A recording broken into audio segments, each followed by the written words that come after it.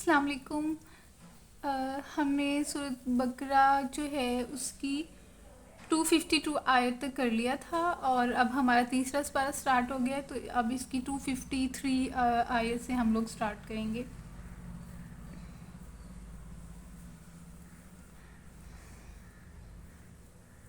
ہے نا، یہاں سے تلک الرسول فضلنا بعضهم علی بعض منہم من کلم اللہ ورفع بعضهم درجات۔ اس میں اللہ تعالیٰ فرما رہے ہیں تلک الرسول فضلنا بعضهم، اللہ تعالیٰ کہہ رہے ہیں کہ میں نے بہت سارے رسول بھیجے ہیں جس میں سے بعض کو بعض کے اوپر فضیلت بھی دی ہے۔ فضلنا، ہم نے فضیلت دی، بعضهم بعض کو، علی بعض بعض کے اوپر، منہم من کلم اللہ، ان میں سے کچھ ایسے ہیں جنہوں نے اللہ سے کلام بھی کیا، ورفع بعضهم درجات، اور ہم نے ان کے درجات ہیں وہ بلند کیے۔ تو مطلب اللہ تعالیٰ نے نا بہت سارے جو ہیں رسول اور انبیاء بھیجے ہیں، اور ان سب کا جو ہے ایک مقام ہے، اور ان میں سے کچھ ایسے بھی ہیں جن سے اللہ تعالیٰ نے کلام کیا، یعنی کہ حضرت موسیٰ، ان سے تو اللہ تعالیٰ نے بات بھی کی تھی ڈائریکٹ کوہ طور کے اوپر۔ اس کا ہم تفسیر بھی دیکھ لیتے ہیں۔ یہ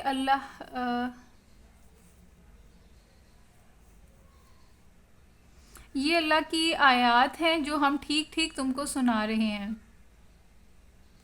اور یہ تو اوپر والی کا ترجمہ ہے نا 252، یہ میں نے بتا دیا تھا۔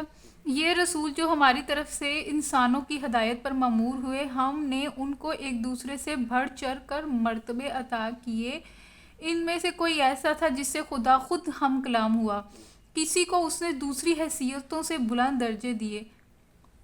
ٹھیک ہو گیا۔ پھر وَآتَيْنَا عِیسَیٰ ابْنَ مَرْیَمَ الْبَیِّنَاتِ وَأَیَّدْنَاهُ بِروحِ الْقُدُوسِ، اور ہم نے دی عیسیٰ ابن مریم کو بینات، یہاں سے دیکھتے ہیں اس کا کیا مطلب ہے، اور آخر میں عیسیٰ علیہ السلام ابن مریم کو روشن نشانیاں عطا کی، اور یعنی کہ بینات روشن نشانیاں دی، وَأَیَّدْنَاهُ بِروحِ الْقُدُوسِ، اور روح پاک سے اس کی مدد کی۔ وَلَوْ شَاءَ اللَّهُ مَا اقْتَتَلَ الَّذِينَ روح پاک سے مراد جبرائیل بھی علیہ السلام بھی جو ہے لیے جاتے ہیں، لیکن اس کی جو ہے نا تفسیر ہم آگے دیکھ لیں گے۔ وَلَوْ شَاءَ اللَّهُ مَا اقْتَتَلَ الَّذِينَ مِن بَعْدِ مَا جَاءَتْهُمُ الْبَيِّنَاتُ،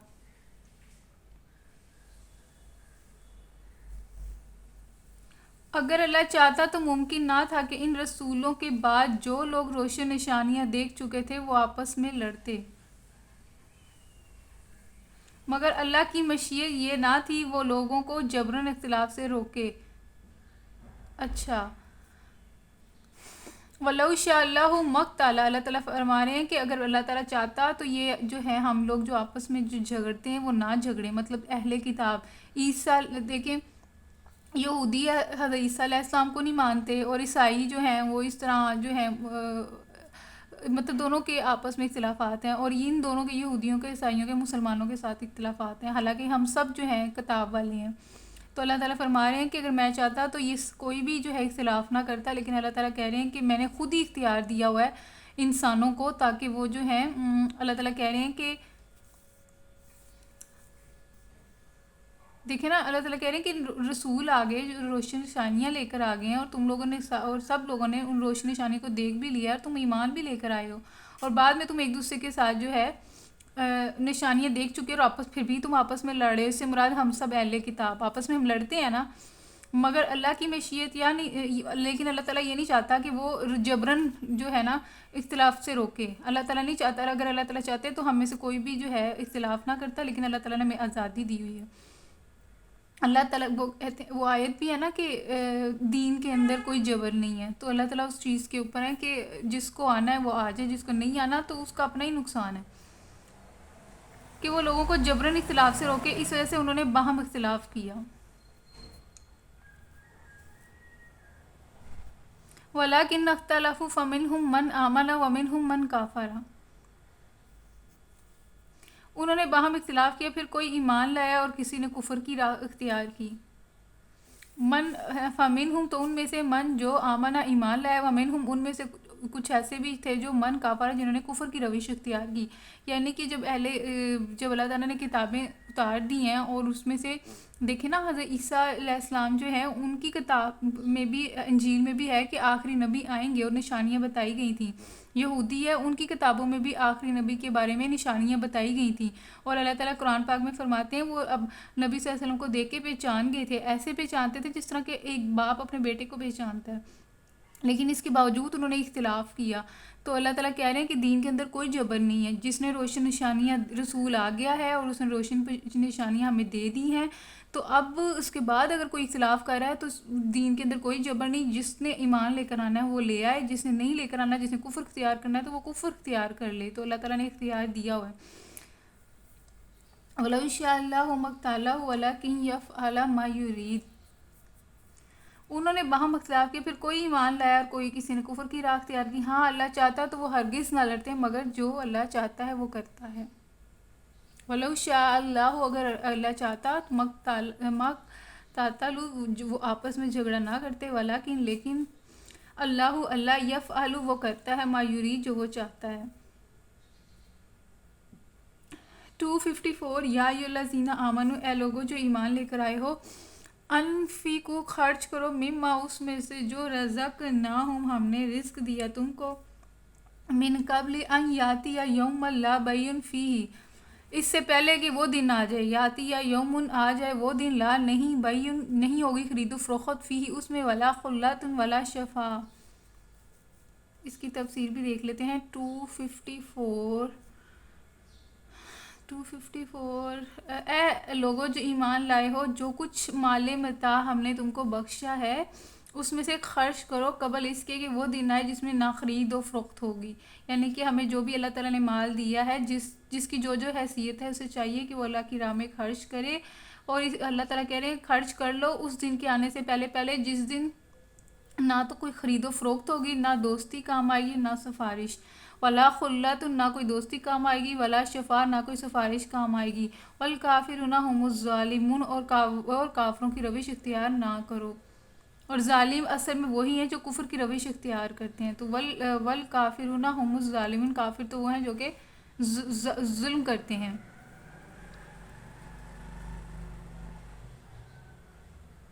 254 ہو گیا. اب ہم 255 آیت کرتے ہیں. یہ لمبی آیت ہے اور اس کو آیت الکرسی بھی کہتے ہیں، اور یہ جو ہے ہم سب کو یاد ہونی چاہیے. اور یہ ہماری آیت الکرسی جو ہے ہماری حفاظت بھی کرتا ہے، ہر چیز سے ہماری حفاظت کرتا ہے. اللہ لا الہ الا ہو، اللہ نہیں معبود اس کا مگر وہی، الحی القیوم، جو کہ زندہ بھی ہے اور قائم رہنے والا بھی ہے. لا تاخذہ سینۃ ولا نوم، نہ اسے نیند آتی ہے، نہ اسے اونگ آتی ہے، نہ اسے نیند آتی ہے. لاہ، اسی کے لیے ہے، ما، جو فی السماواتی، آسمانوں میں ہے، ما، اور جو فی الارض، زمین میں ہے. من ذا الذی، کون ہے، یشفع، جو سفارش کرے، عندہ، اس کے سامنے، الا باذنہ، مگر وہی جس کو وہ اجازت دے. یعلم، وہ جانتا ہے، ما بین ایدیہم وما خلفہم، جو سامنے ہے جو پیچھے ہے. ولا یحیطون بشیء من علمہ، اور کوئی بھی ایسی چیز نہیں ہے جو اس کے علم کے اندر نہ ہو، ہر چیز کو وہ احاطہ کیے ہوئے ہے. الا بما شاء، واسع کرسی السماوات والارض، اور اس کی جو کرسی ہے وہ زمین اور آسمانوں اور زمین میں پھیلی ہوئی ہے. ولا یعود حفظہما وهو العلی العظیم. تو اس کا جو ہے، اس کا ترجمہ دیکھ لیتے ہیں. اللہ وہ زندہ جاوید ہستی جو تمام کائنات کو سنبھالے ہوئے ہے، اس کے سوا کوئی خدا نہیں. وہ نہ سوتا ہے نہ اسے اونگ آتی ہے. زمین اور آسمانوں میں جو کچھ ہے اسی کا ہے. کون ہے جو اس کی جناب میں اس کی اجازت کے بغیر سفارش کر سکے؟ جو کچھ بندوں کے سامنے ہے اس سے بھی وہ جانتا ہے، جو کچھ ان سے اوجل ہے اس سے بھی وہ واقف ہے. اور اس کی معلومات میں سے کوئی چیز ان کی گرفت ادراک میں نہیں آ سکتی، الا یہ کہ کسی چیز کا علم وہ خود ہی ان کو دینا چاہے. وہی نا، اللہ تعالیٰ کے پاس ہر قسم، ہر چیز کو وہ علم جو ہے اللہ تعالیٰ کے پاس ہے، ہر چیز اس کے ہاتھے میں ہے. وہ اس میں سے اتنا دیتا ہے جتنا وہ چاہتا ہے، وہ بھی اس کی مرضی ہے. علم میں سے نا، واسیہ کرسی السماواتی والارض، اور اس کی جو کرسی ہے زمین و آسمانوں تک پھیلی ہوئی ہے، اور اس کی حکومت جو ہے وہ آسمان اور زمین پر چھائی ہوئی ہے، اور اس کی نگہبانی اس کے لیے ان کی نگہبانی اس کے لیے کوئی تھکا دینے والا کام نہیں۔ ولا یعود حفظہما، اور ان حفظہما دیکھیں نا، ہما کا مطلب دو کی طرف اشارہ ہوتا ہے، دو مطلب یہ جو آسمان اور ارض ہے نا، یعنی زمین، تو ان کی جو حفاظت جو ہے نا وہ بھی اللہ تعالیٰ کرتا ہے، اور وہ تھکتا بھی نہیں۔ وَهُوَ الْعَلِيُّ الْعَظِيمُ، اور بس وہی ایک بزرگ و بابرکت ذات ہے۔ وَلَا يَعُودُهُ حِفْظُهُمَا وَهُوَ الْعَلِيُّ الْعَظِيمُ، یہ جو آخری آیت ہے نا، یہ ایک وظیفہ بھی ہے، وَلَا يَعُودُهُ حِفْظُهُمَا وَهُوَ الْعَلِيُّ الْعَظِيمُ، تو یہ نا آپ کو ہر قسم کے شیطانی وار سے بھی بچاتی ہے۔ اس کا اگر ہم ورد کریں نا، وَلَا يَعُودُهُ حِفْظُهُمَا وَهُوَ الْعَلِيُّ الْعَظِيمُ، تو آپ کو جن کو جنات کی یا جادو کی یا سحر کی اگر ان کو لگتا ہے کہ ان کو یہ چیزیں ہیں، تو وہ اس کا ورد جو ہے نا وہ کر سکتے ہیں۔ لا اکراہ، وہ جو میں آپ سے بتا رہی تھی آیت، وہ آئی گئی ہے یہاں پہ 256، لا اکراہ فی الدین، دیکھیں اللہ تعالیٰ نے کہا کہ دین کے معاملے میں کوئی زبردستی نہیں۔ لا اکراہ فی الدین قد تبین الرشد من الغی، صحیح بات غلط خیالات سے الگ چھانٹ کر رکھ دی گئی ہے۔ قد تبینہ، بیان کر دی گئی، رشد من الغی، رشد جو ہے نا یہ ہے صحیح بات، اور من الغی اور غلط بات، یعنی کہ صحیح اور غلط بات کو اللہ تعالیٰ نے کھول کے بیان کر دیا ہے۔ فَمَن يَكْفُرْ بِالطَّاغُوتِ، تو اللہ تعالیٰ فرما رہے ہیں فَمَن يَكْفُرْ، اور کون جو ہے وہ انکار کرے گا۔ اب جو کوئی طاغوت کا انکار کر کے، فَمَن يَكْفُرْ بِالطَّاغُوتِ، پھر جو کوئی بھی یکفر مطلب انکار کرے، بالطاغوت، طاغوت کہتے ہیں شیطان کو، جو کوئی شیطان کا انکار کرے، وَيُؤْمِن بِاللَّهِ، اور اللہ کے اوپر ایمان لے کر آئے، فَقَدْ اسْتَمْسَكَ، تو بس اس نے تھام لیا، بِالْعُرْوَةِ الْوُثْقَىٰ، بڑا مضبوط کنڈا۔ تو یہ آیت جو ہے نا یہ بھی آپ یاد کر لیں، بہت نا مطلب بہت زیادہ یہ جو ہے نا اسٹرانگ بناتی ہے۔ اللہ تعالیٰ کہہ رہے ہیں کہ جب تم نے طاغوت کا انکار کر لیا اور اس کے بعد میرے اوپر تم نے ایمان لے کر آئے ہو، تو تم سمجھو کہ تم میرے اوپر نہیں، مطلب میرے اوپر اس طرح تم ایمان لے کر آئے کہ جس طرح کہ ایک بڑا مضبوط ترین کنڈا تم نے اپنے ہاتھوں میں پکڑ لیا ہے۔ لَنْفِصَامَ اللَّهُ وَاللَّهُ سَمِيعٌ عَلِيمٌ 256، اس کا ترجمہ دیکھ لیتے ہیں۔ اب جو کوئی طاغوت کا انکار کر کے اللہ پر ایمان لے آیا، اس نے ایک ایسا مضبوط سہارا تھام لیا جو کبھی ٹوٹنے والا نہیں، اور اللہ تعالیٰ جس کا سہارا اس نے لیا ہے سب کچھ سننے والا اور جاننے والا ہے۔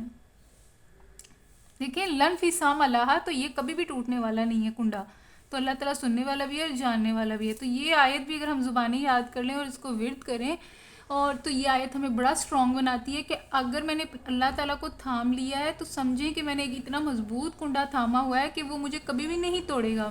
اللہ تعالیٰ مجھے کبھی نہیں چھوڑیں گے، نہ مجھے کبھی چھوڑیں گے، اور نہ ہی یہ جو ساتھ ہے وہ کبھی ٹوٹے گا، اور نہ ہی کبھی جدائی آئے گی۔ یہ میرے اوپر ہے کہ میں کتنی مخلص ہوں۔ تو اس طریقے سے نا مطلب یہ آیت آپ کو اتنا زیادہ اسٹرانگ کرتی ہے، اور اللہ تعالیٰ خود آپ کو کہہ رہے ہیں کہ اگر تم مجھ پہ ایمان لے کر آتے ہو، مجھ پہ یقین کرتے ہو، مجھ پہ ٹرسٹ کرتے ہو، اور ساری محبتوں سے کو نیچے رکھ کر صرف میرے سے محبت کرتے ہو، اور سارے خوف نکال کر صرف میرا خوف غالب رہتا ہے، تو میں تو ایک ایسا مضبوط کنڈا ہوں جو کبھی بھی ٹوٹنے والا نہیں ہے۔ واللہ سمیع علیم، اور بے شک اللہ تعالیٰ جو ہے وہ ہر چیز کو وہ سنتا ہے، اور ہر چیز اس کے علم کے اندر ہے۔ اللہ ولی الذین آمنوا، اور اللہ تعالیٰ دوست ہے ان لوگوں کا جو کہ ایمان لے کر آئے، یخرجہم من الظلمات، اور جو ایمان لے کر آتے ہیں اللہ تعالیٰ ان کو نکالتا ہے اندھیروں سے، کہ کون سے اندھیرے؟ گمراہی کے اندھیرے۔ جب ہم اللہ تعالیٰ سے دوستی کرتے ہیں اور اللہ تعالیٰ کی طرف راستے پہ چلتے ہیں تو ہمارے سامنے بہت سارے راستے کھلتے جاتے ہیں، ہر کام میں آسانی آ جاتی ہے، برکت آ جاتی ہے، اور بہت ساری حکمتیں سمجھ آنا شروع ہو جاتی ہیں، اور ہمارا دماغ کھلنا شروع ہو جاتا ہے، اور ہمیں صحیح اور غلط کی پہچان ہونا شروع ہو جاتی ہے۔ تو یہ جو غلط اور جو بہت سارے اندھیرے ہوتے ہیں ہمارے اندر، اور بہت سارے گناہ ہوتے ہیں، ان کی ہمیں محسوس ہونا شروع ہو جاتا ہے کہ یہ جو ہے یہ غلط راستہ ہے، مجھے اس کو چھوڑنا ہوگا۔ تو یہ بہت سارے اندھیرے ہوتے ہیں، ان سے ہم نکلتے جاتے ہیں، اور کہاں جاتے ہیں؟ نور، روشنی کی طرف۔ یخرجونہم، تو پھر یہ اللہ کی رحمت کی وجہ سے ہی ہم لوگ جو ہے وہ چل پڑتے ہیں روشنی کی طرف. یخرجونہم، تو اللہ تعالیٰ نکالتا ہے ان کو اندھیروں سے، اور کہاں لے کے جاتا ہے؟ من النور، نور کی طرف.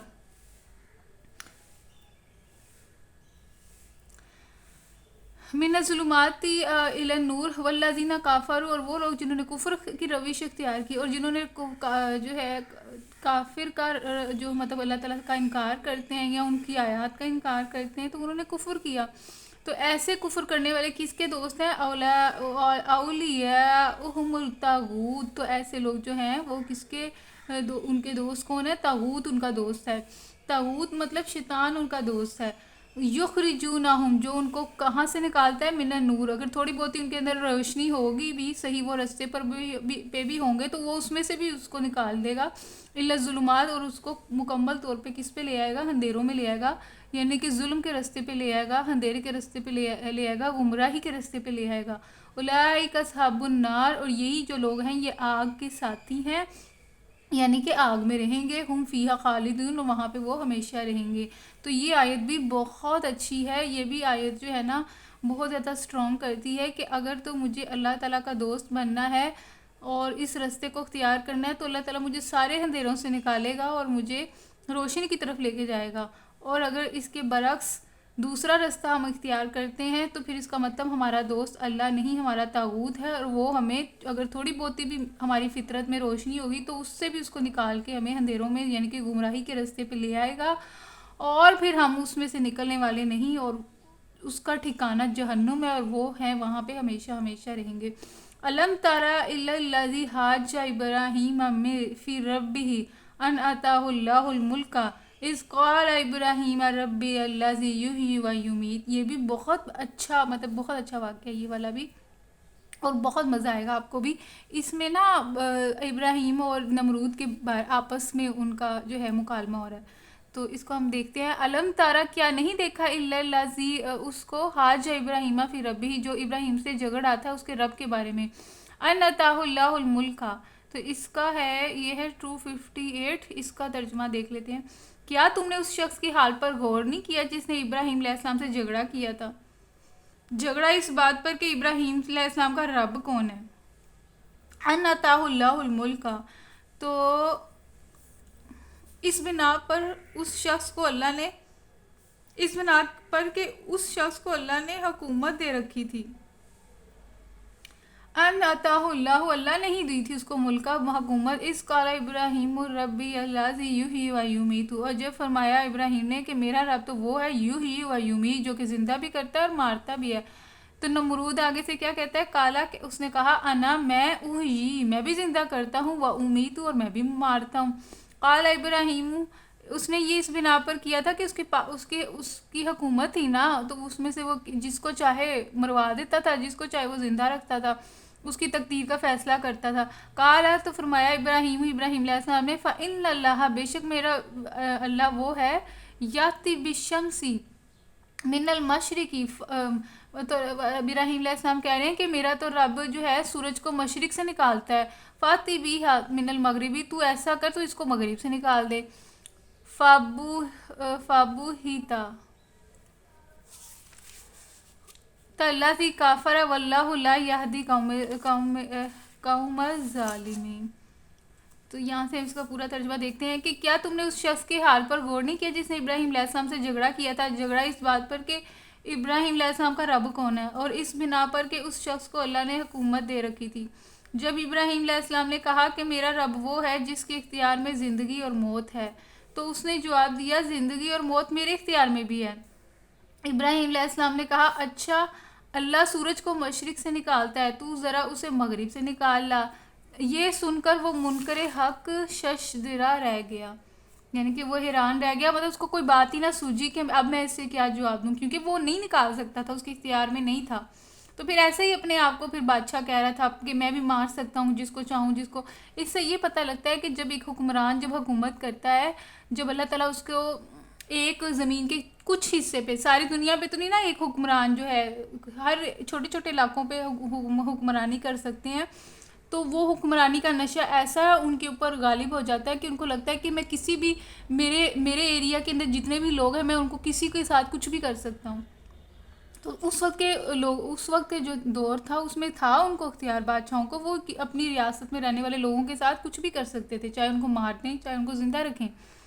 لیکن اور وہ بھول جاتے ہیں کہ وہ بھی آخر انسان ہے، اور ان کے اندر جو ایک نظام چل رہا ہے وہ بھی اللہ کی جو ہے اللہ تعالیٰ ہی ان کے جسموں کو چلا رہا ہے، اور وہ جو حکومت دی ہوئی ہے تو وہ اللہ کی مہربانی سے ہی ان کو اختیار ملا ہوا ہے لوگوں کے اوپر.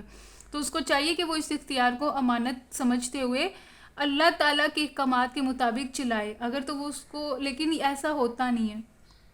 تو پھر دیکھیں وہ بندہ اتنا زیادہ نشے کے اندر پاگل ہو گیا ہے، مطلب اتنا زیادہ اس کو نشہ طاری ہو گیا کہ وہ اپنے آپ کو ایون خدا بھی سمجھنا شروع کرتی ہے. تو پھر دیکھیں حضرت ابراہیم نے اسے کیسی حجت دی ہے. اچھا تو اگر خدا ہے تو ایسا کر، مشرق سے سورج نکلتا ہے تو مغرب سے نکال دے. تو دیکھیں وہاں پہ وہ بالکل گمسم ہو گیا. اگر واقعی وہ خدا ہے تو پھر نکال کے دکھاتا نا وہ، لیکن اس کے اوپر وہ چپ ہو گیا. تو مطلب یہ چیز بتاتی ہے کہ اقتدار کا جو نشہ ہے نا وہ کیونکہ آپ کے اختیارات بہت وسیع ہو جاتے ہیں، آپ کو بہت ساری چیزوں پہ اختیار مل جاتا ہے، تو انسان جو ہے نا وہ اپنے آپ کو پتہ نہیں کیا سمجھنا شروع کر دیتا ہے. تو وہ اپنی اصلیت بھول جاتا ہے کہ وہ پیدا کیسے ہوا تھا اور اللہ تعالیٰ نے اس کو کس طریقے سے جو ہے اختیار دیا ہے. تو یہ اختیار وہ جس نے دیا ہے وہ چھین بھی سکتا ہے. اور موت کا نہیں پتہ کہ انسان کی موت کب آ جائے. تو جو بس بڑا مشکل ہوتا ہے کہ جب آپ کے پاس اختیار آئے تو اس کو اختیار کو صحیح طریقے سے استعمال کرنا. اگر آپ کے نیچے انڈر لوگوں کو اللہ نے آپ کے اختیار میں دے دیا ہے تو آپ کو چاہیے کہ ان کے ساتھ انصاف کریں اور اللہ تعالیٰ کے احکامات پر عمل کرتے ہوئے ان سے کام لیں، نہ کہ ان کے جو ہیں خدا بن جائیں.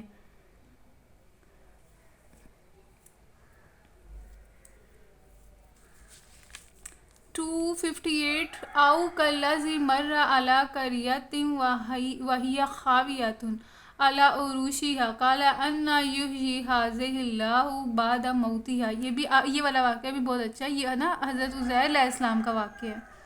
حضرت عزیر علیہ السلام کا واقعہ ہے.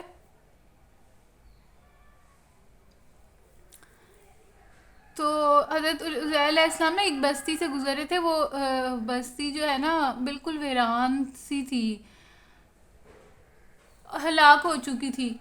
تو حضرت عزیر علیہ السلام نا وہاں سے گزرے تو ویسے ہی انہوں نے پوچھا کہ یا اللہ یہاں پہ بھی کبھی کوئی آبادی ہو سکتی ہے. تو اللہ تعالیٰ نے نا حضرت عزیر علیہ السلام کو وہیں پہ نا کیا کہتے ہیں نیند، مطلب آپ سمجھ لیں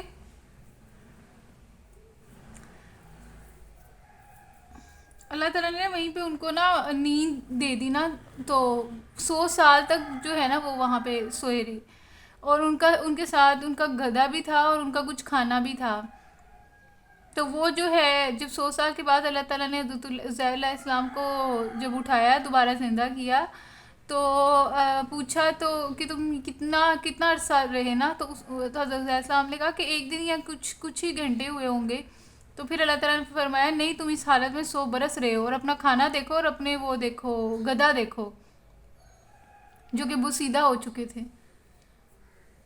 او کالذی مر علی قریۃ وہی خاویۃ. یا پھر مثال کے طور پہ اس شخص کو دیکھو جس کا گزر ایک ایسی بستی پر ہوا جو اپنی چھتوں پر اوندھی گری ہوئی تھی، علی عروشہا اپنی چھتوں پر گری ہوئی تھی. قال انا یحیی ہذہ اللہ بعد موتہا قال انا یحیی. تو اس نے کہا یہ آبادی جو ہلاک ہو چکی ہے اسے اللہ کس طرح دوبارہ زندگی بخشے گا. انا یحیی ہذہ اللہ بعد موتہا فاماتہ اللہ. تو پھر اس پر اللہ نے ان کی روح جو ہے وہ قبض کر لی. فاماتہ تو پھر موت دے دی اللہ نے اس کو. اللہ نے میتا 100 سال ثم بعثہ پھر ان کو اٹھایا. قالا کہا کم لبثتم تم کتنی مدت پڑے رہے ہو. قال لبثت یوما تو انہوں نے کہا ایک دن، او بعد یوم یا پھر چند گھنٹے یا دن کا تھوڑا سا حصہ. قالا کا فرمایا بل لبثت بلکہ تم رہے ہو میتا اس حالت میں آمن 100 برس. تم رہے ہو میات عام یعنی کہ 100 برس. فانظر اور دیکھو الی طعامی کا اپنے کھانے کو، و شرابی کا اور اپنے پانی کو، لم یتسنہ، اب ذرا اپنے کھانے اور پانی کو دیکھو، اس میں ذرا تغیر نہیں آیا. کھانا اور پینا ویسے ہی اللہ تعالیٰ نے دیکھے وہ بھی ویسے ہی رکھا 100 سال تک. منظور، اور پھر دیکھو، الی حماری کا، اپنے جو ہے گدھے کو، حمار کہتے ہیں گدھے کو عربی میں، والی نج علا کا، اور دوسری طرف ذرا اپنے گدھے کو بھی دیکھو کہ اس کا پنجر تک بوسیدہ ہو چکا ہے، بوسیدہ ہو رہا ہے. اور یہ مطلب کہ وہ جو ہے اس کی ہڈیاں بھی، گدھا جو ہے نا وہ اپنی اصلی حالت میں نہیں رہا. تو اللہ تعالیٰ کہہ رہے ہیں گدھے کو دیکھو اور اپنا پانی اور اپنا جو ہے کھانا دیکھو. اور یہ ہم نے اس لیے کیا کہ ہم تمہیں لوگوں کے لیے ایک نشانی بنا دینا چاہتے ہیں. وہی نا اللہ تعالیٰ نے کہا کہ یہ ہم نے اس لیے تمہارے ساتھ کیا تاکہ لوگوں کے لیے تم ایک نشانی بنے رہو، کہ اسی طرح ہم تمہیں قیامت والے دن بھی ایسے ہی زندہ کریں گے مردوں کو. وَلِنَجْعَلَكَ آیَاتًا لِلنَّاسِ، اسی طرح تاکہ ہم تمہیں بنا دیں نشانی لوگوں کے لیے. وَانظُرْ إِلَى الْعِظَامِ كَيْفَ نُنشِزُهَا، اور یہ ہم نے اس لیے کیا کہ ہم تمہیں لوگوں کے لیے ایک نشانی بنا دینا چاہتے ہیں. پھر دیکھو کہ ہڈیوں کے اس پنجر کو ہم کس طرح اٹھا کر گوشت پوست اس پر چڑھاتے ہیں. اس طرح جب حقیقت اس کے سامنے بالکل نمایاں ہو گئی تو اس نے کہا میں جانتا ہوں اللہ ہر چیز پر قدرت رکھتا ہے. تو پھر دیکھیں وہ جو بوسیدہ ہو چکا تھا نا گدھا، تو اللہ تعالیٰ نے کہا کہ تم اس کو دیکھو. تو پھر اللہ تعالیٰ نے اس کے اوپر ساری اس کی ہڈیوں کے اوپر گوشت چڑھایا اور گدھا ایک دوبارہ تیار کر دیا. تو پھر حضرت عزیر علیہ السلام نہ پکار اٹھے کہ ہاں میں اللہ تعالیٰ واقعی ہر چیز پہ قدرت رکھتا ہے، ہر چیز پہ. مطلب دیکھیں ان کا یقین تو تھا ہی لیکن اور مضبوط ہو گیا کیونکہ انہوں نے اپنی آنکھوں کے سامنے دیکھ لیا. وَانظُرْ إِلَى الْعِظَامِ، تو پس تم دیکھو ہڈیوں کو، كَيْفَ نُنشِزُهَا، کس طرح ہم اس کے اوپر چڑھاتے ہیں. ثُمَّ نَكْسُوهَا لَحْمًا، اور کس طریقے سے ہم اس کو کھڑا کر کے اٹھاتے ہیں اور اس کے اوپر گوشت چڑھاتے ہیں. فلما، پھر جب تبین، ظاہر ہو گیا، لاہ اس کے لیے، کالا کہا، عالم، میں جان گیا، ان اللہ، بے شک اللہ تعالیٰ، علی کل شیء قدیر، ہر چیز پہ قدرت رکھتا ہے. وَإِذْ قَالَ إِبْرَاهِيمُ رَبِّ أَرِنِي، دیکھیں یہ حضرت عزیر علیہ السلام کا واقعہ ہے. تو اب ہم پڑھیں گے ابراہیم علیہ السلام کا واقعہ، دوبارہ پڑھیں گے. پیچھے ہم نے پڑھا تھا نا ان کے نمرود کے ساتھ جو ان کا تھا. نمرود جو تھا نا وہ عراق کا جو تھا بادشاہ تھا. تو حضرت ابراہیم کا ان کے ساتھ چل رہا تھا نا، جو حجت وہ اللہ ابراہیم نے اس کے سامنے رکھی تھی، تو جس پہ وہ جو ہے کوئی جواب نہیں دے سکا تھا. تو اب دیکھیں حضرت ابراہیم علیہ السلام پھر اللہ تعالیٰ سے کہہ رہے ہیں، حالانکہ حضرت ابراہیم علیہ السلام نے اللہ تعالیٰ نے جو ان کو جو احکامات دیے تھے وہ سارے احکامات کیے اور ہر قسم کی قربانی دی. لیکن اس واقعے سے ہمیں پتہ لگ رہا ہے کہ وہ اللہ تعالیٰ سے صرف اپنا دل کا اطمینان حاصل کرنے کے لیے انہوں نے اللہ تعالیٰ سے فرمایا تھا کہ یا اللہ مجھے آپ پہ یقین تو ہے لیکن میں اپنا دل کا اطمینان چاہتا ہوں. تو پھر اللہ تعالیٰ نے کہا کہ اچھا تم ایسا کرو، کچھ پرندے لو، ان کو اپنے ساتھ مانوس کرو. دیکھیے جب ہم کسی جانور کو پالتے ہیں نا کچھ عرصے کے لیے تو وہ سمجھنا شروع کر دیتا ہے، جب اس کو پتہ لگ جاتا ہے کہ اب مجھے یہ کھانا دیں گے اور اب مجھے وہ پانی دیں گے. تو اس طرح مطلب اللہ تعالیٰ نے کہا کہ تم اس طرح ان کو چند دنوں رکھو اور پھر تم ایسا کرو کہ ان کو پھر تم ذبح کرو اور ان کو مختلف پہاڑوں کے حصوں میں رکھ دو. تو اسی طرح حضرت ابراہیم علیہ السلام نے کیا. تو پھر اللہ تعالیٰ نے کہا کہ اب ان کو پکارو جیسا تم پہلے پکارتے تھے. پھر جب حضرت ابراہیم علیہ السلام نے ان کو پکارا تو وہ پرندے دوبارہ زندہ بن گئے اور ان کے پاس آ گئے. تو وہ پھر اس طرح نا ان کا یقین اللہ کے اوپر اور زیادہ ہو گیا کیونکہ اب انہوں نے اپنے آنکھوں کے سامنے دیکھ لیا نا. تو اب ہم جو ہے پڑھتے ہیں وَإِذْ قَالَ ابراہیم، جو فرمایا ابراہیم نے، ربی، اے میرے رب، آرینی کیفَ تحیی الموتیٰ. دیکھیں یہ کیوں انہوں نے کہا تھا اطمینان قلب حضرت ابراہیم نے، کیونکہ وہ دیکھنا چاہتے تھے کہ اللہ تعالیٰ کیسے زندہ کرتا ہے اور کیسے موت دیتا ہے. کالا، تو اللہ تعالیٰ نے فرمایا، اولم تؤمنوا، دیکھیں اللہ تعالیٰ کہہ رہے ہیں کہ کیا تمہیں میرے پہ یقین نہیں ہے جو تم نے ایسی بات کیا کہ میں دیکھنا چاہتا ہوں کہ آپ کیسے زندہ کرتے ہیں اور مارتے ہیں. کالا، تو حضرت ابراہیم علیہ السلام نے کہا، بلا، کیوں نہیں، یقین تو ہے مجھے آپ پہ، لیکن لیطمئن، لیکن میں اطمینان چاہتا ہوں قلبی، اپنے دل کا. کالا، تو فرمایا، فخذ، تو پکڑو، اربعۃ، 4 من الطیر، پرندے، فصرہن الیک، تو ان کو اپنے ساتھ منوس کر لو. ثم اجعل تو پھر بنا لو علی کل جبل ان کے پھر ٹکڑے ٹکڑے بنا لو علی کل جبل ہر پہاڑ کے لیے فمنہن جزءا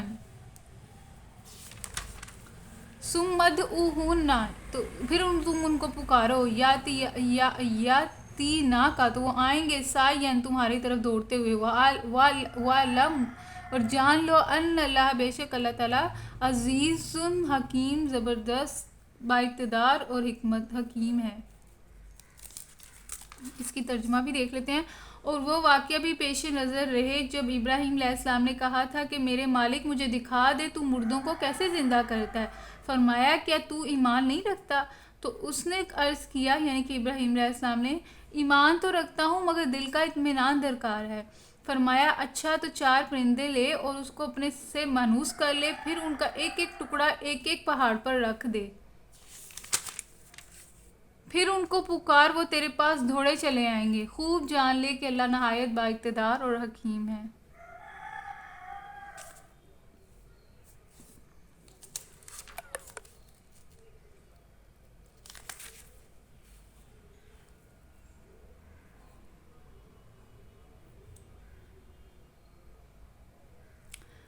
ٹو 261 آیت پڑھیں گے. مثل الذین ينفقون اموالهم فی سبیل اللہ کمثل حبۃ انبتت 7 سنابل فی کل سنبلۃ مئۃ حبۃ واللہ یضاعف لمن یشاء واللہ واسع علیم. یہ دیکھیں یہ اللہ تعالیٰ نا اب وہ خرچ کرنے کی مثال بتا رہے ہیں اور یہ بہت اچھی مثال ہے. اس سے نا آپ موٹیویشن آپ کو ملے گی کہ جو لوگ اپنے مال اللہ کی راہ میں صرف کرتے ہیں ان کے خرچ کی مثال دیکھیں. اب آپ کو نا اللہ تعالیٰ مثال بتا رہے ہیں کہ کس طرح آپ کا مال جو ہے بڑھے گا. ایسی ہے جیسے ایک دانہ بویا جائے اور اس سے 7 بالیں نکلیں. ایک دانہ زمین پہ آپ بوئیں اور اس سے 7 بالیں نکلیں اور ہر بال میں 100 دانے ہوں یعنی کہ ایک دانہ اس میں سے 7 بالیں نکلی ہیں اور ہر 7 بالیں ہیں نا تو آپ سمجھ لیں کہ ایک بال کے اندر 100 دانے. اس طرح دوسری بال کے اوپر 100 دانے, تیسری بال کے اوپر 100 دانے, چوتھی کے اوپر 100 دانے, 5ویں پہ, 6ٹھی پہ, 7ویں پہ 100 دانے اور ہر بال میں 100 دانے ہوں. اسی طرح اللہ جس کے عمل کو چاہتا ہے افزونی عطا کرتا ہے اور فراخ دست بھی ہے اور علیم بھی ہے. مثل الذین مثال ان کی ینفقون جو خرچ کرتے ہیں اموالہم اپنے مال فی سبیل اللہ اللہ کے راستے میں کمثل اس کی مثال ایسے ہے حبۃ دانے کی انبتت 7 سنابل کہ اس سے نکلی 7 سنابل فی کلی یعنی کہ بالیں نکلی فی کلی سنبلۃ تو پھر ہر جو بال ہے اس میں سے مئۃ حبۃ اس کے اندر 100 دانے ہیں. واللہ اور اللہ تعالیٰ یضاعف اسی طرح اللہ تعالیٰ دگنا کرتا ہے لمن یشاء جس کے لیے وہ چاہتا ہے. واللہ اور اللہ تعالیٰ واسع علیم اور اللہ تعالیٰ جو ہے بہت فراخ دست بھی ہے اور علیم بھی ہے. تو مطلب یہ کہ اللہ تعالیٰ جو ہے اسی طرح جو ہے ہم جب خرچ کرتے ہیں تو اللہ تعالیٰ اس کو دگنا چگنا کرتے ہیں.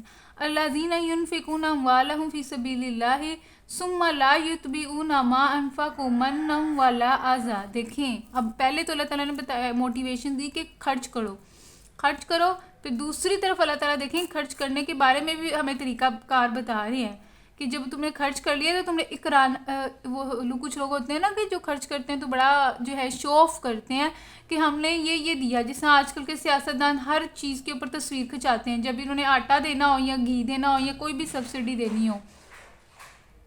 ہاں ہم شو آف کر سکتے ہیں لیکن یہ کہ اپنی نیت کو پھر ٹھیک رکھیں, ریاکاری کی نیت نہ ہو. تو اس میں بھی اللہ تعالیٰ نا اس آیت کے ذریعے سے ہمیں یہ بتا رہے ہیں کہ ہمیں ایسے دینا چاہیے کہ دوسرے ہاتھ کو بھی پتہ نہ لگے اور ہمارے دل میں ریاکاری والا وہ سلسلہ بھی نہیں ہونا چاہیے. اور تیسری چیز یہ کہ جب ہم کسی کو دے دیں تو جب بھی وہ بندہ نظر آئے تو وہ ظاہری بات ہے وہ آپ کا احسان تو مانتا ہے, جس کے اندر غیرت ہوگی اور جو کہ احسان فراموش نہیں ہوگا تو وہ آپ کو جو ہے نا آپ کی عزت کرے گا. لیکن آپ کا بھی بنتا ہے کہ جب آپ اس کو جب بھی وہ نظر آئے تو آپ اس کو جتاتے نا پھر کہ میں نے تم پہ یہ احسانات کی ہیں. اس سے اس بندے کو تکلیف ہوگی اور وہ دل میں کرے گا کہ یار میں نے اس سے مدد ہی کیوں مانگی, میں نے اسے مانگا ہی کیوں, اس کا میں نے احسان ہی کیوں لیا. الذین ینفقون اموالہم فی سبیل اللہ، اور بے شک وہ لوگ جو خرچ کرتے ہیں اپنے مال اللہ تعالیٰ کے راستوں میں، ثم لا یتبعون ما انفقوا منا ولا اذی، 262۔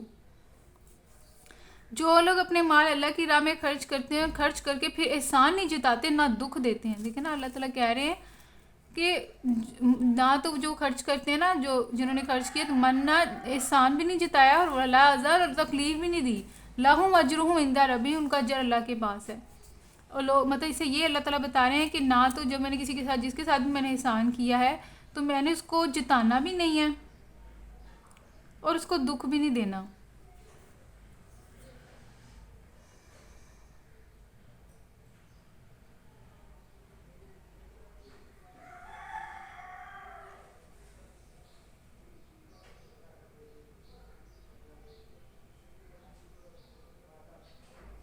ان کا اجر ان کے رب کے پاس ہے اور ان کے لیے کسی رنج اور خوف کا موقع نہیں۔ اللہم اجر عند ربی، ان کا اجر اللہ کے پاس ہے، ولا خوف، نہ تو ان کے اوپر خوف ہوگا، علیہم ان کے اوپر، ولا ہم، اور نہ یحزنون، نہ وہ غمگین ہوں گے۔ قولا معروف و مغفرات خیر من صدقات یتبعوہا اذی واللہ غنی حلیم، 263۔ ان کا اجر ان کے رب کے پاس ہے اور ان کے لیے کسی رنج اور خوف، وہاں پہ جو ہے نا،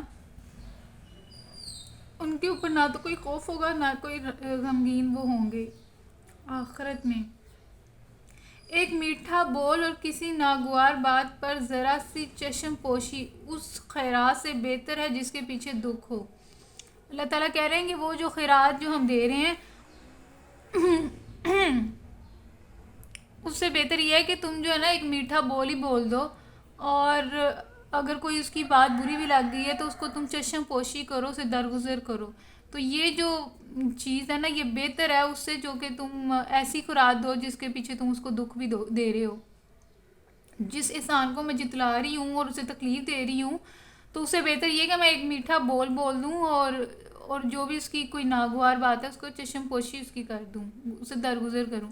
قول معروف، اچھی بات، مغفرات خیر، جو ہے اچھی چیز ہے، من صدقات، اس صدقے سے، یتبعوہا اذی، جس کے ساتھ تکلیف ہو، واللہ غنی حلیم، اور بے شک اللہ تعالیٰ جو ہے بے نیاز ہے اور بردبار ہے۔ یا ایھا الذین آمنوا، اے لوگوں جو ایمان لے کر آئے ہو، لا تبطلوا صدقاتکم بالمن والاذی کالذی ینفق مالہ رئاء الناس ولا یؤمن باللہ والیوم الآخر۔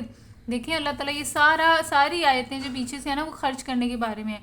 پہلے اللہ تعالیٰ نے موٹیویشن دی کہ اللہ تعالیٰ کے راستے میں خرچ کرو تو اسے دگنا کیا جائے گا، دگنا کیسے کیا جائے گا وہ بھی اللہ تعالیٰ نے بتایا۔ پھر دوسری آیت میں اللہ تعالیٰ کہہ رہے ہیں کہ جب تم نے خرچ کرنا ہے تو اس کے ساتھ احسان نہ ہو، کسی کو تکلیف نہیں دینی۔ پھر اس کے بعد اللہ تعالیٰ کہہ رہے ہیں کہ اگر تم، اس سے بہتر یہ ہے کہ تم کسی کو اچھی بات ہی، میٹھی بات ہی کہہ دو، اور اگر اس کی کوئی بات بری لگ گئی تو اس سے تم درگزر کر دو۔ اور پھر اللہ تعالیٰ فرما رہے ہیں، دیکھیں آگے پھر اللہ تعالیٰ ریاکاری کے بارے میں بتا رہے ہیں۔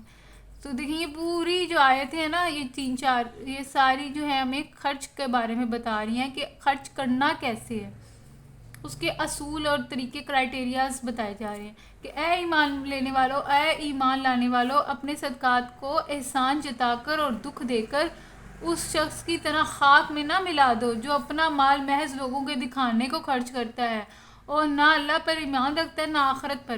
اس کے خرچ کی مثال ایسی ہے جیسے ایک چٹان تھی جس پر مٹی کی تہ جمی ہوئی تھی، اور اس پر جب زور کا مینہ برسا تو ساری مٹی بہہ گئی۔ دیکھیں اللہ تعالیٰ کتنا طریقے سے بتا رہے ہیں کہ اگر میں نے ریاکاری کے لیے مال خرچ کیا ہے نا، کہ دیکھیں اگر جب آپ ریاکاری کرتے ہیں نا تو آپ کا جو ثواب ہے وہیں پہ ختم ہو جاتا ہے، کیونکہ جب میں اللہ تعالیٰ کے لیے انویسٹ کروں گی نا تو پھر مجھے کسی انسان کی تعریف کی یا اس کے میٹھے بول کی یا مجھے اس کے بدلے میں کوئی اجر کی کوئی تمنا نہیں ہوگی، کیونکہ میں نے اللہ کے لیے انویسٹ کیا اور بھول گئی بس۔ میں نے انسان تو ایک ذریعہ ہے، لیکن میں نے کیا انویسٹ اللہ کے اوپر ہے، تو میرا اجر جو ہے وہ اللہ کے پاس ہے، میرا بینک بیلنس جو ہے وہ اللہ کے پاس ہے، وہ مجھے دے گا، دنیا میں بھی دیتا ہے اور آخرت میں بھی دے گا۔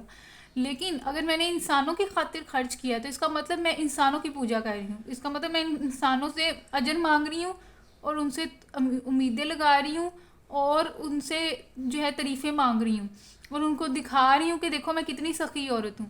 تو دیکھیں یہ جو چیز ہے نا تو اللہ تعالیٰ کہہ رہے ہیں کہ ایسے جو ریاکاری میں تو ہے آپ کا، اس کا مطلب آپ کا ایمان ہی نہیں ہے اللہ پہ اور آخرت کے اوپر. اگر آپ کا اللہ پہ ایمان ہوتا تو پھر میں کبھی بھی اس طرح کی امیدیں نہ لگاتی. اگر میرا آخرت پہ یقین ہوتا تو میں کبھی بھی جو ہے لوگوں سے اس کے لوگوں سے کوئی بدلہ مانگتی، کیونکہ مجھے پتہ ہے کہ میرا بدلہ آخرت میں ہے، تو مجھے لوگوں کی ضرورت ہی نہیں ہے ان کے بدلے کی.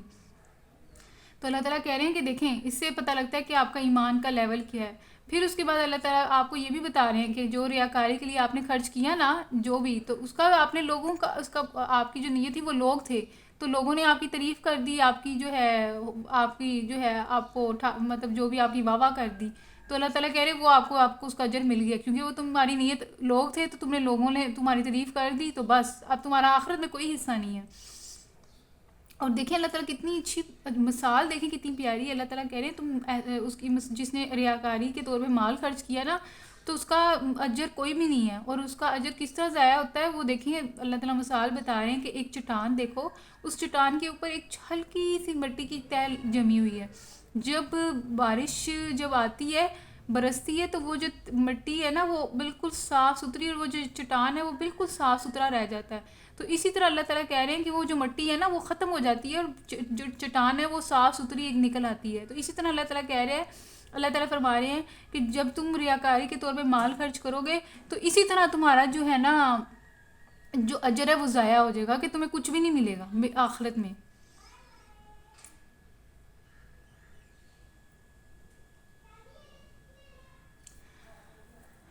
یا الذین آمنوا لا تبطلوا صدقاتہم بالمن والعذا کالذی ینفق. دیکھیں جو اے ایمان والو، اپنا صدقے جو ہے مطلب ایسے احسان نہ کرو جو کہ جس کے اندر جو ہے احسان جتلانا بھی ہو تکلیف بھی ہو. کالذی ینفق تو پھر اس کی مانند ایسی ہے کہ ینفق جو اس شخص کی طرح ہے جو ینفق جو مال خرچ کرتا ہے مالہ ریاء الناس لوگوں کو دکھانے کے لیے، اور لا یؤمن نہیں وہ ایمان لے کر آتا اللہ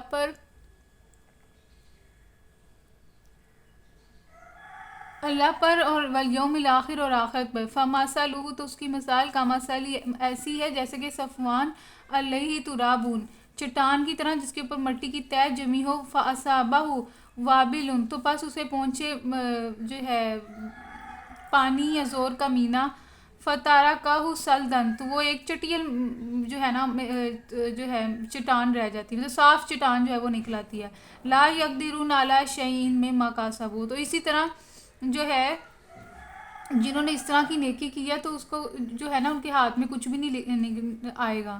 لا یقدر نہیں وہ کچھ بھی رکھیں گے علی شیء کچھ بھی مما اس میں سے جو کسبوا جو انہوں نے کمایا. واللہ لا یہدی اور اللہ تعالیٰ ہدایت نہیں دیتا قوم الکافرین کافر قوم کو. تو اسی طرح دیکھ لیں اللہ تعالیٰ کہہ رہے ہیں جو چیز میں نے ریاکاری کے لیے کی ہے نا تو اس کا مجھے کوئی اجر نہیں ملنا اس کا، کیونکہ اس کی میں آپ کی نیت لوگ تھے تو لوگوں نے آپ کی واہ واہ کر دی تو وہی آپ کا اجر ہے. اللہ کے ہاں آپ کا کوئی اجر نہیں. وَمَثَلُ الَّذِينَ يُنْفِقُونَ اور مثال ان لوگوں کی ينفقون جو خرچ کرتے ہیں والہم اپنے مال ابتغاء مرضات اللہ اپنے مال. اگر اللہ تعالیٰ دیکھیں مثال بیان کریں ایسے لوگوں کی جو خرچ کرتے ہیں اپنے مال اللہ کی رضا چاہنے کے لیے. وَتَثْبِيتًا دیکھیں اب اللہ تعالیٰ وہ ان لوگوں کا بھی عکس بتا رہے ہیں کہ اس کے برعکس جو لوگ اپنے مال محض اللہ کی رضا جوئی کے لیے دل کے پورے صوبات. وَمِنْ أَنفُسِهِمْ كَمَثَلِ جَنَّةٍ بِرَبْوَةٍ أَصَابَهَا وَابِلٌ فَآتَتْ أُكُلَهَا ضِعْفَيْنِ. اس کی جو ہے ترجمہ دیکھ لیتے ہیں.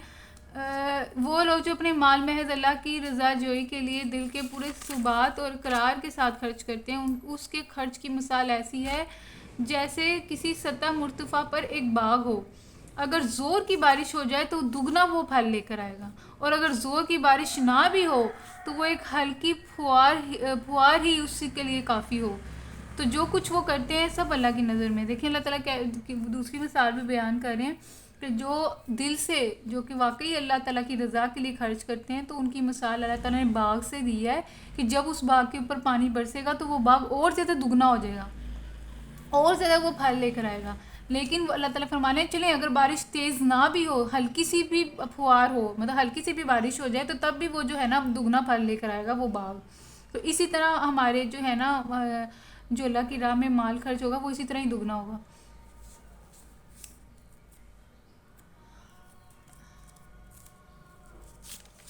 مثل الذین ینفقون اموالهم، مثال ان کی جو خرچ کرتے ہیں اپنے مال ابتغاء مرضات اللہ، اللہ تعالیٰ کی رضا کے لیے، وتثبیتا من انفسہم کمثل جنۃ بربوۃ اصابها، تو اس کی مثال ایسی ایک باغ کی طرح ہے جب اس کو پہنچتی ہے بارش، فاتت اکلها ضعفین، تو وہ پھل لے کر آتا ہے دگنا، فإن لم یصبها وابل فاتل، پھر اگر نہ بھی اس کو پہنچے تو مطلب یہ نہیں کہ اگر ہلکی سی تیز بارش نہ بھی ہو، ہلکی سی بھی ہو، واللہ تب بھی وہ جو ہے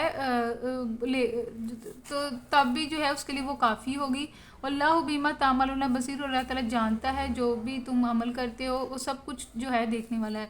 آیا ود احدکم ان تکون لہ جنۃ من نخیل وعناب تجری من تحتہا الانہار، کیا تم میں سے کوئی یہ پسند کرتا ہے کہ اس کے پاس ایک ہرا بھرا باغ ہو، نہروں سے سیراب، کھجور بھی ہوں اس کے اندر، انگور بھی ہو اور ہر قسم کے پھلوں سے لدا ہوا ہو، اور وہ عین اس وقت ایک تیز بگولے کی زد میں آ کر جھلس جائے جبکہ وہ خود بوڑھا ہو، اس کے کم سن بچے بھی ہوں، ابھی کسی لائق نہ ہوں. تو اس طرح اللہ اپنی باتیں تمہارے سامنے بیان کرتا ہے شاید کہ تم غور و فکر کرو. دیکھیں پھر اللہ تعالیٰ مثال بھی بتا رہے ہیں.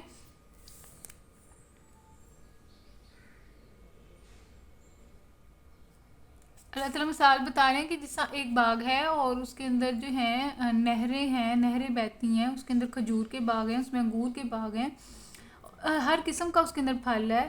تو اور اس کا جو مالک ہے وہ بوڑھا ہے، ٹھیک ہے، اس کا مالک جو ہے بوڑھا ہے اور اس کے جو بچے ہیں وہ بھی چھوٹے ہیں، کمزور ہیں.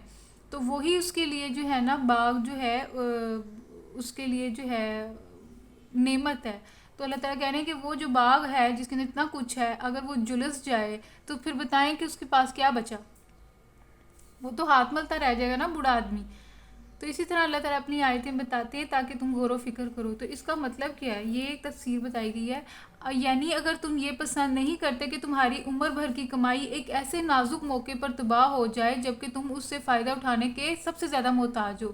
واقعی جب میری عمر بھی بوڑھی ہو گئی ہے اور بچے بھی چھوٹے ہیں تو واحد میرا سہارا وہ باغ ہی ہے جس کے ذریعے سے میں اپنے اور اپنے بچوں کا پیٹ پالوں گی. لیکن ایسے نازک میری صورتحال میں اگر اس باغ کو کچھ ہو جاتا ہے، ضائع ہو جاتا ہے، تو پھر میرا کیا ہوگا؟ دیکھیں میں کیا کروں گی، میں تو محتاج ہوگی نا.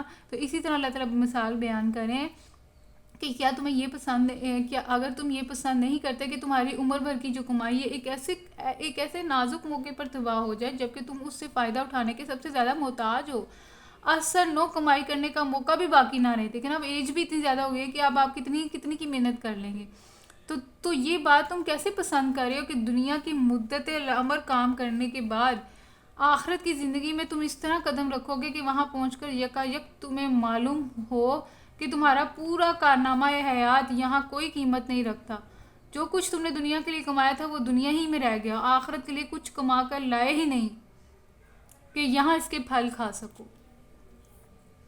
تو اسی طرح اللہ تعالیٰ کہہ رہے ہیں کہ اسی طرح جو ہے فار ایگزامپل اگر آخرت میں جب تم پہنچو گے، آخرت آئے گی تو وہاں پہ اگر تمہیں کچھ بھی نہ کمایا ہو اپنی آخرت کی زندگی کے لیے،